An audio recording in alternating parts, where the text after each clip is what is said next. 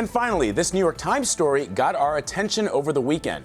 In what the paper calls diplomatic freelancing, Mr. Trump's personal lawyer, Michael Cohen, allegedly drafted a peace plan for Ukraine, which would give Russia long-term control over territory it seized in 2014. Now, the plan calls for a lifting of U.S. sanctions against Russia. In exchange, Russian forces would withdraw from eastern Ukraine.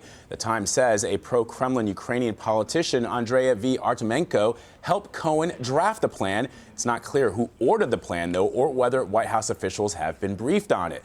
Well, let's bring in former U.S. Ambassador to the Ukraine, John Herbst. He's currently director of the Eurasia Center at the Atlantic Council, and he's in our Washington bureau. Good to see you, sir. Pleasure to be here. I want to ask you about this idea of diplomatic freelancing in a moment. But first, on its face, do you believe that there's any merit to this sort of plan? No, this seems like an effort by people who want to please the Kremlin to offer concessions. Well, so the fact that the story got out and is likely being read in Kiev and in Moscow, does that undermine official U.S. foreign policy? It certainly doesn't speak well of foreign policy. It looks like amateur hour. Yeah, I mean, this plan was reportedly drafted without involving the State Department, but isn't the use of back channels, I mean, a lot of people have said this, including the president, the use of back channels an age-old tool in conducting foreign policy? Back channels can be useful when they're conducted by skillful actors, people who really know their stuff. And in this case, you don't believe that Mr. Cohen knows his stuff?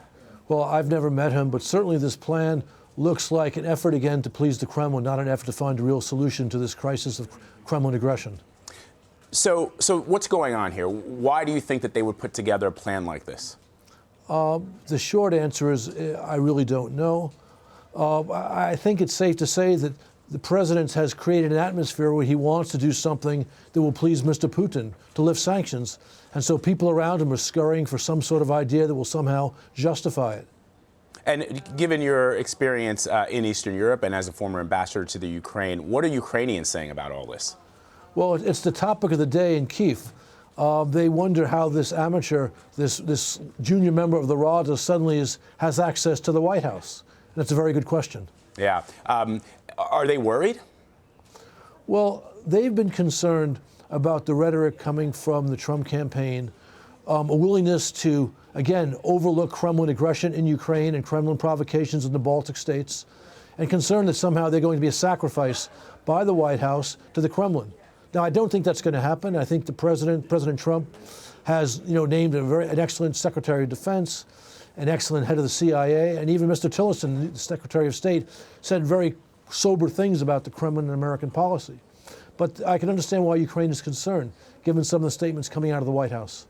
Yeah, and sir, I guess the question with regards to that, the fact that the president has some very capable people now on his cabinet, especially when it comes to foreign policy, is they may say one thing, but the president may say another. Now, a lot of Trump surrogates and supporters have said, look, don't listen necessarily to what the president says, look at what he does. But if you've got Secretary Tillerson out there, or even Mike Pence today talking to other NATO members and European allies, and then the president tweets something or says something at a rally, doesn't that undercut U.S. foreign policy? Well, a sound foreign policy is clear, and the key players on the foreign policy team are acting in unison. So anything which does not lead to that result is not going to be helpful. Let's zoom out here. As I said, Vice President Pence told European allies the White House supports NATO, but also demanded that member states increase defense spending. From what I understand, a lot of European countries are actually behind that plan because they have seen cuts to defense budgets across Europe. They would like these defense ministers to see more money going to defense. I think that's an accurate description. But politics in some countries in Europe make that very difficult. I think President Trump is right to demand that our NATO allies pay their fair share. This has been an American position since the 1980s. All right, sir. Ambassador John Herbst, we thank you so much for your time. Appreciate it. My pleasure. Thank you.